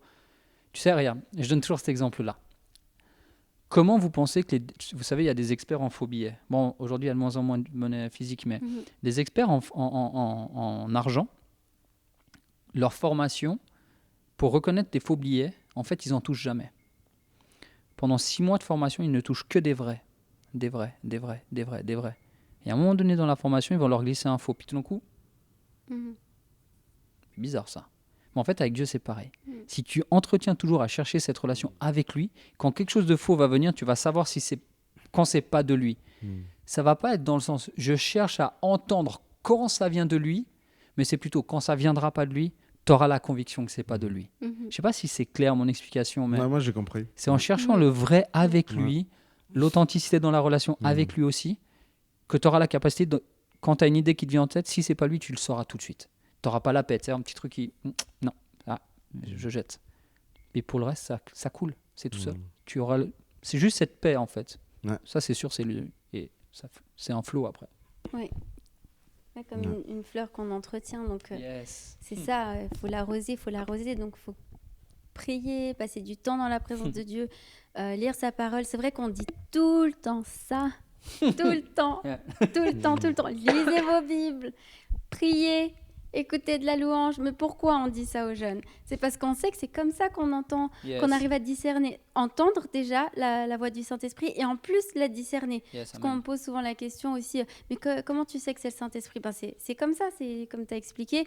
Tu connais Dieu en fait. Tu apprends à connaître Dieu, puis il va grandir en toi.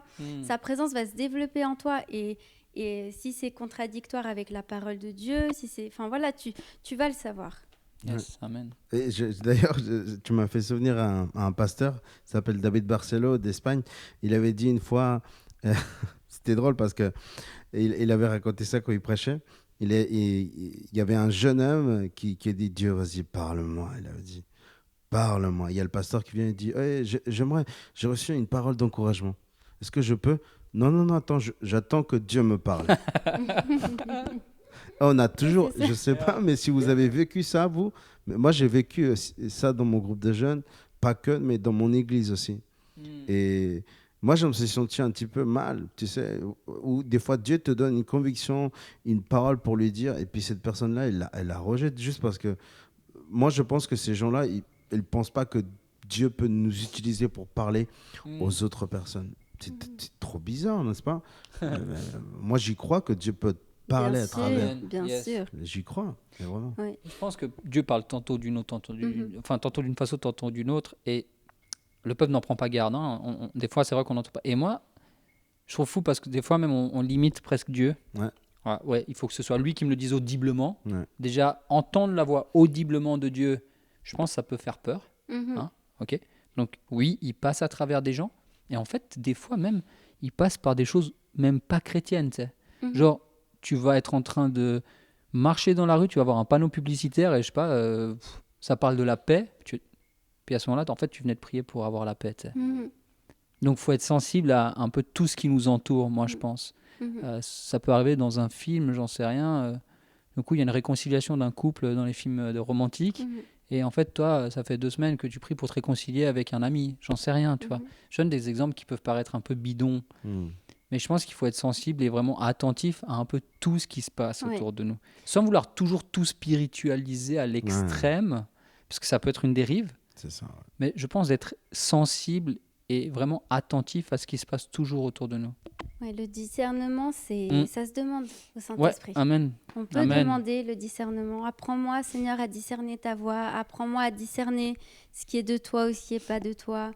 Et il y a une chose qui est sûre, c'est ce que j'aimerais dire à tous les jeunes, c'est que Dieu veut t'utiliser. Amen. On est là sur cette terre pour manifester sa gloire. Donc, laissons-nous utiliser par Dieu. Laissons-nous enseigner aussi par Dieu, corriger par Dieu, parce que ça vient aussi avec ces choses-là. Mais ouais, Dieu veut t'utiliser. C'est vrai qu'on parlait aussi, enfin, je dévie un peu, mais le fait d'aller à l'église et de rester assis sur un banc, les bras croisés, de consommer et de repartir, je ne suis pas sûre non plus que c'est vraiment ce que le Seigneur veut. Et quand je dis Dieu veut t'utiliser, encore une fois, c'est pas forcément au travers d'une fonction ou d'un titre, mais c'est dans le relationnel de ton quotidien, de ta vie de tous les jours, dans toutes tes interactions, en fait. Donc, comment tu amènes l'amour de Dieu là où tu es? Ouais, c'est ça. Et juste une parole d'encouragement ou, je sais pas, imaginons tu as besoin, parce que souvent on va au groupe de jeunes avec des attentes et des besoins. C'est vrai. Et tu vas au groupe de jeunes et tu as besoin qu'on prie pour toi et personne prie pour toi. Va prier toi pour quelqu'un, parce que peut-être il y a quelqu'un dans la même situation. Va toi être une bénédiction pour quelqu'un et tu vas voir que le fait de prier pour quelqu'un, eh ben, ça va t'encourager toi-même. Amen. Wow. C'est comme Abraham, il voulait tellement de sa bénédiction, Dieu lui dit non, c'est toi qui dois bénir les autres. Ouais, c'est ça.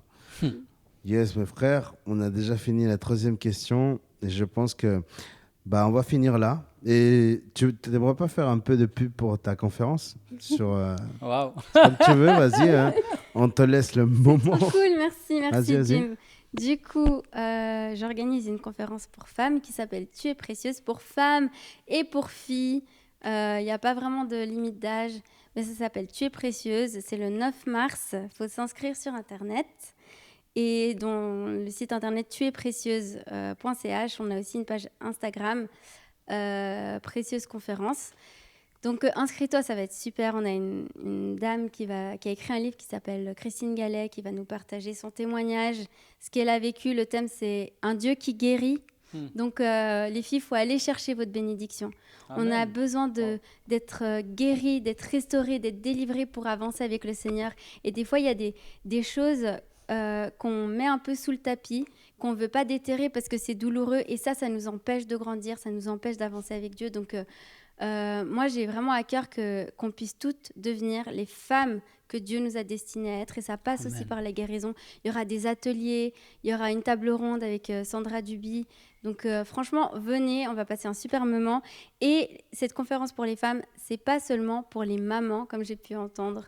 Je suis jeune et on a un petit comité, on organise ça, on est des jeunes femmes et on a à cœur aussi que des jeunes soient là. C'est aussi pour les jeunes. Voilà, merci. Et puis ça coûte combien? 180 francs? 20 francs, ça coûte combien? À peu près. Non, Wow. c'est pour les étudiants. Et même si tu n'es pas étudiante, si tu es jeune, pour les jeunes, les étudiants, c'est 16 francs. C'est pas pour une journée entière. C'est pas énorme. Voilà. Ça vaut la peine de venir. Et c'est les violents qui s'emparent du royaume des cieux. Amen. Voilà. Amen. Voilà, merci Déborah. Et puis bon, t'as d'autres informations, Eric? Sur la conférence Mais je vous encourage à aller, mes sœurs, vraiment. Je pense, comme elle l'a dit, va chercher ta bénédiction. Des fois, on prie, on attend que Dieu nous mette sur le plateau. Il y a sa part, mais il y a la nôtre. Ouais. Proverbe 25 au verset 2 nous dit « C'est la gloire de Dieu de cacher les choses et celle des rois de les chercher. » Alors cherche, va chercher. Amen. Ta réponse, t'en as besoin, oui, va la chercher. Amen. Amen. Juste pour finir, peut-être trois mots sur le leadership. Moi, je dirais caractère, mentor et Saint-Esprit. Et vous, en 3? Ah ouais. Désolé, je ne vous ai pas prévenu sur ça. C'est bien. Un peu de suspense comme ça. Amour, Saint-Esprit, de toute façon, et relation. Yeah. Bah oui, mais ça ne m'appartient pas qu'à moi. Je voulais pas piquer le mot, mais... Non, mais on va le redire. Saint-Esprit, c'est clair, c'est une évidence. Dieu doit être le centre de tout. Amen. Donc, être christocentrique. Voilà. Amen. Être christocentrique. Je te rejoins à 2 milliards de %. Vraiment, sans Jésus, c'est impossible. On ne serait pas là sans lui. Ouais. On ne serait pas là sans lui. Et on fait ça pour sa gloire. Donc, le Saint-Esprit, toujours être guidé par le Saint-Esprit. L'authenticité, je pense. Et le relationnel, effectivement. Bien évidemment, tout ça... combiné avec ce qu'on dit, mes frères et sœurs, ça fait un beau cocktail parfait pour être un bon leader. Aucun de nous les a tous. Et c'est OK aussi. C'est un voyage. La vie en Dieu, c'est un voyage. C'est un chemin qui est semé d'embûches. Tout à fait. Mais c'est merveilleux. Mais on avance. Le but, c'est d'avancer. Amen. Voilà. Amen. Bon, merci de nous avoir écoutés. Ça fait... Ok, 1 heure et puis 20 minutes, c'est pas mal. Hein. Wow. Du coup, on a trop bien parlé, c'est pour ça on a trop bien parlé. Et puis, Yeah. Non, mais c'est bien. Et puis, je vous invite à regarder le prochain épisode. Je pense qu'on va le tourner le 25 février avec une autre invitée. J'espère que vous pourrez venir le 25, si vous êtes disponible. L'invitée, ça sera Nora. Je ne sais pas si vous la connaissez. Bien sûr. Nora de Espace Lumen. Ouais. Ah parfait. Bien sûr. Du coup, on va l'accueillir. Comment il s'appelle ? Elle a encore une sœur et un frère. Ouais. Ils sont 3. Hein, C'est Forêt et puis Noah, non. Ouais, je me souviens plus son nom, mais oui, tu as raison. Ouais. Du coup, voilà, j'aimerais juste finir par une prière. Déborah, est-ce que tu peux nous conduire? Oui. Yeah. Seigneur Jésus, merci pour cette discussion. Seigneur, ma prière, c'est qu'on ne soit pas juste là pour discuter et passer un bon moment, mais que ta gloire se manifeste, comme on a prié tout à l'heure avec Eric, que ta gloire se manifeste, Seigneur, que tu viennes parler au cœur, Père éternel. Et ouais, Seigneur, tout est pour toi. Nous, on est juste tes humbles serviteurs, Seigneur, mais que ta volonté soit faite avant toute chose. Et ouais, merci, Seigneur, parce que tu es bon dans toute situation. À toi soit la gloire. Amen. Amen, amen. Allez, à la prochaine.